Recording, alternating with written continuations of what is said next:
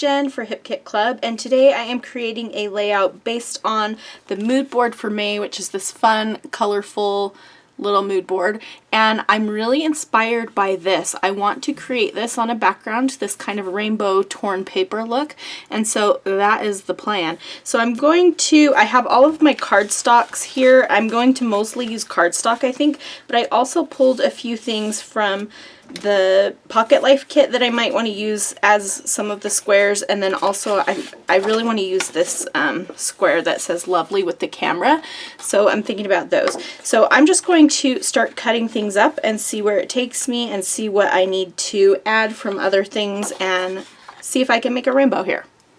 Alright, so I'm going to start by trimming down my photo. It's a little bit bigger than 3x4 and a little bit smaller than 4x6. I didn't want it to be too big, but I didn't want it to be too small either, so it's kind of a weird size.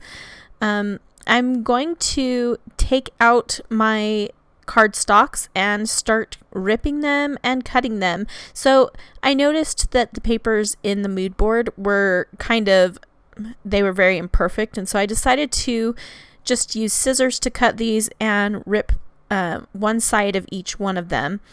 And so I'm just grabbing all of the colors from the cardstock kit, and then I will head to my little journal cards from the PL kit. And I knew I wanted to use that one that says May 2020 with the camera at the bottom. And I wanted right now I'm looking to fill in with all of the colors I'm missing. So I didn't have any real blues in the cardstocks, and I didn't really have green or a purple. So those are the colors I'm looking for now. And I'm also going to look through my die cuts, but I don't use anything from there. I am going to grab a bit of that orange card, and I'm going to grab a bit of this green card, which works perfectly, and it has lines on it, so I'll end up putting my journaling there. So I think this is a really fun way to use up scraps, or to just do as I've done here and, dig into this kit and see what kind of rainbow I can create from it. So at this point I'm kind of missing some purple, and so I'm thinking about what I can do for that. I did cut up another 4x6 card to get those 3 little squares of yellow, and then I'm going to try to add this light pink, and for now it stays there, but I will end up taking it away. I did want to use this little lovely square that is from the cut apart sheet from the stamp market, and so I will move everything around and kind of trim things down a little bit so I can fit what I want to on here. I cut a little bit larger of a piece of that orange paper because the one I had was a little too small, and I'm kind of trying to make it so that the papers have an equal amount of distance between them. It's not perfect, but it's pretty close. So you can't see, but I have the papers on my lap, and I'm kind of flipping through them, seeing if I can find any purple. And the only thing that I found that was kind of close was this kind of purpley pink little bit of pattern from the Pink Paisley Fifth Avenue? No. Fifth and Monaco collection. And so I cut off a piece of that for the purple, and I also cut off a little bit for the green, and I will end up cutting off a little bit more for a little slice of orange that I decided that I needed. So here's kind of where my rainbow is going to end up, and my daughter's wearing yellow, so she fits in right there just perfectly. And I didn't plan on that when I chose the photo and what I wanted to do for the layout, but as I was cutting up the papers I kind of realized that it was going to work out that way. So what I'm doing here, I have all of my Hip Kit color kit stuff in a little bin here, and so I'm just picking stuff from past color kits, as well as the melon orange and the citrine ink pads from this May color kit, and I am pulling them out and putting them aside, and then I'm going to add a layer of clear gesso to my background. So I'll just trim off the bottom there, and then I'm going to use the smooth side of that textured cardstock, and I'm using this little rubber brush. I can't remember what it's called, but that little rubber thingy, and I am spreading the clear gesso all over my paper.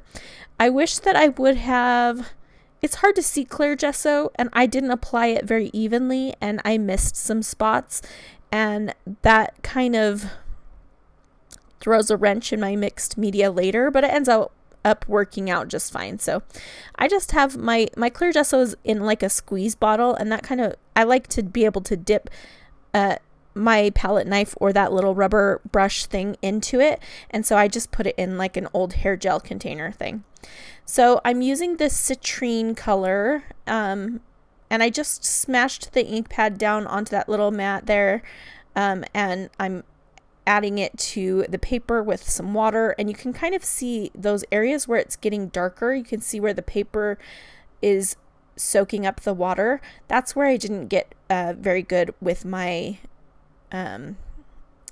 coverage of the gesso, so it definitely makes a difference. So I'm going to add in some of that orange, and I just put that directly onto the paper because I didn't have anything else around it yet. And then I'm using some of the Prima liquid watercolors that we got last month and adding some pink, and I'm also using some magicals. I'm just using all the things to get the colors that I want.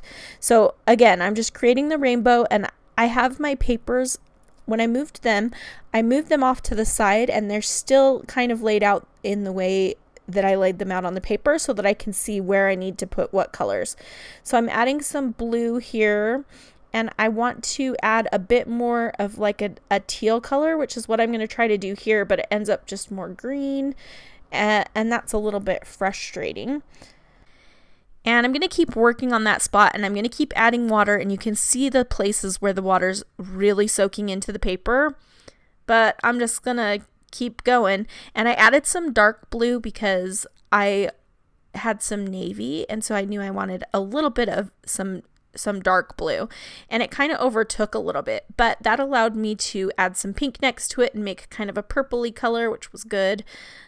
So it kind of looks like a hot mess, but you'll see that in the end it all works out, and a lot of it gets covered up, so you're not seeing all of this behind, like it's covered by the papers. You're just seeing little bits and pieces and peaks here and there from the edges, and so it ends up working out well. So Missy Whitten always says it seems like it might be a lot of work for a background, but it really does make a big difference, and I agree with her 100%. I'm, fussing and playing a lot here, but it ends up working out and looking the way that I wanted it to. So it's all good, even if it mostly gets covered up. So it's going to take a while to dry, and here I'm just showing you, after it dried, I sent it through my laminator several times to flatten it out a bit, and it really, really helps. So if you have some warped paper from your mixed media, it helps to add that. So here you can see I'm adding this stuff back on, and most of that is getting covered up, and you see little peaks of it through, like the peaks of the color in between each paper and kind of around the edges. And so that's kind of what I imagined would happen. And it does make a big difference, because you saw the way that it looked at the beginning of the video on the white, and it does make a difference. So there was not quite enough pink poking out of the top of that card at the top, and so I'm just adding a little bit so that you see it, and then I'll hurry and dry it so that I can keep working. I'm impatient for things to dry. So now I am going to tack down all of my papers, and I'm going to trim them up if I need to here and there, and just kind of fiddling with where they should go. And I really am liking the way it's looking so far. And yes, again, a lot of it gets covered up, but I'm cool with it. It does look kind of cool though when I'm pulling the pieces off, and I'm kind of like, oh, I wish you could see that part of the background, but it's okay. I'm just trimming that a little bit better because it was very wonky. And here is where I decided I needed a little tiny piece of orange to fit in that space. And so I will find one here in just a second. I'm going to go back to that striped paper, and I'm going to cut an orange little piece here and glue it down. So that ended up working nicely. And then I'm going to stitch everything down. So this takes quite a while, so I'm not going to make you watch it, but I do take my sewing machine and I stitch just a square around every piece. And now I'm going to ruffle up the edges of the papers with my fingernail. That's my favorite way to do it. You can kind of bend things, and just if you run your fingernail along the edge of the paper, it kind of ruffles it up. And I like that. So that's what I'm doing here. It gives it a little bit more texture, and it also helps to show off a little tiny bit more of that background that I worked so hard on. And after I ruffle all of these up, what my plan is to put my photo down in that little space at the bottom, but also then I want to add some embellishments, and I want to add the embellishments color on color. So I just think that's kind of a fun look right there. Isn't that fun? I'm so happy that I was tasked to use the mood board, because I never would have thought of something like this. And it just helps break you out of your like normal routine, I guess, because I definitely get stuck in a rut of doing the same thing over and over. So this was a fun way to mix it up. So here I'm going to grab out a ton of embellishments, and I'm going to start embellishing. So I like that You're a Peach little sticker, and I will end up using it. But first I decide that I should get my title down. So I'm going to use these holographic stickers for the main part of my title. And I thought the orange right above the photo was a good place to put the title, that it would stand out and it was, blank and plain. So I'm going to use the word this from those 5th and what is it? I keep forgetting the name of that. 5th and Monaco. Goodness. The word this comes from those 5th and Monaco puffy stickers, and then the cutie from those holographic stickers. And now I am ready to go ahead and start embellishing. So I decide to use this die cut and pop it up on foam. I'm going to end up moving things around in a bit, but yeah. You'll see. So this photo is of my daughter, and there was this cool tree, and I wanted to take pictures of her by it. And she does this thing if she's not like, she gets annoyed with me asking her to take photos sometimes. And so she does all sorts of faces and poses, and this was one of them, and I thought it was funny. And she does it all the time, so I thought I would just tell that little story. So that's the photo. And so all of this stuff I'm kind of trying to make fit that story. And so I'm grabbing a bunch of embellishments from that Amy Tangerine Picnic in the Park puffy thickers sheet. And then I'm also going to grab just a couple of things from the 5th and Monaco sticker sheet. The hello came from the little green hello came from the Stamp Market ephemera. So I really am just digging into every kit here, but you could definitely do this with, whatever you have.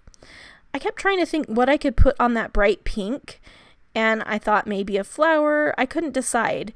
It was kind of bugging me, but I'll find something in a bit. So that word charming is yellow with pink letters, that little tab, and so I decided to kind of put it overlapping the pink and the yellow. And then I liked this little camera, and so I'm going to pop it up and put it overlapping the pink and orange there, and it kind of fits in nicely, so I liked that. So at this point I was thinking everything feels very disjointed, and I didn't like that they weren't. It just felt like a bunch of stuff, and it didn't feel connected in any way. And so what I'm going to do is just move things around and overlap things a little bit more. So I decided that I liked this plant because it brought in the orange, and it brought in some like bluish green that I could overlap with the blues. And I really liked that a lot more. The journaling cards, if you stick something down to them, if you pull it off, it pulls a bit of the color. And so I messed that up there. You can see that big white spot next to the planter, but I will cover that up. So here I'm just adding a few more embellishments on each color. I did want to make sure I got something on every single square. And mostly I'm taking things, the puffy stickers from Amy Tangerine are perfect for embellishing in this way because there's a lot of little pieces. So they worked out nicely. And then I just ended up adding the sunglasses with a couple of flowers because my daughter is wearing sunglasses. I was so happy that that word hello, that puffy sticker, was purple because I needed at least one thing that was purple, right? And then I found a navy blue summer vibes sticker, even though it's not quite summer. And then I decided to write my journaling before I finish this. And I'm almost done. I put a little love you sticker speech bubble on the photo since there was so much white space. I could have moved my title to the photo, so if you wanted to do that, you definitely could. I was just looking up the date for this picture, and now I am going to stamp it, and I wanted to stamp it in navy on that May 2020 card, and so I am just stamping it right there, and that pretty much finishes this layout. I think I add one more thing. I decided to stamp a few more dates because I wanted to fill up the space a little bit. But I do add another sticker above the love you, but I think I do it after I finish the video. Oh, I did add a word sticker, a couple of word stickers, and then this is complete. So here you'll see the close-up photos. You can see I added that little heart sticker by the love you, and I'm really happy with the way this turned out. It looks so fun in real life, and I love the rainbow and in a grid. It was kind of fun to make. So I hope that you enjoyed. Be sure to check out the hip kits. I'll leave links in the video description to where you can find all of the goodness. And if you liked this video, please give it a thumbs up and consider subscribing. And here are a couple other hip kit videos that I have done that you might enjoy. Thanks so much for watching, and I hope to see you back here again very soon.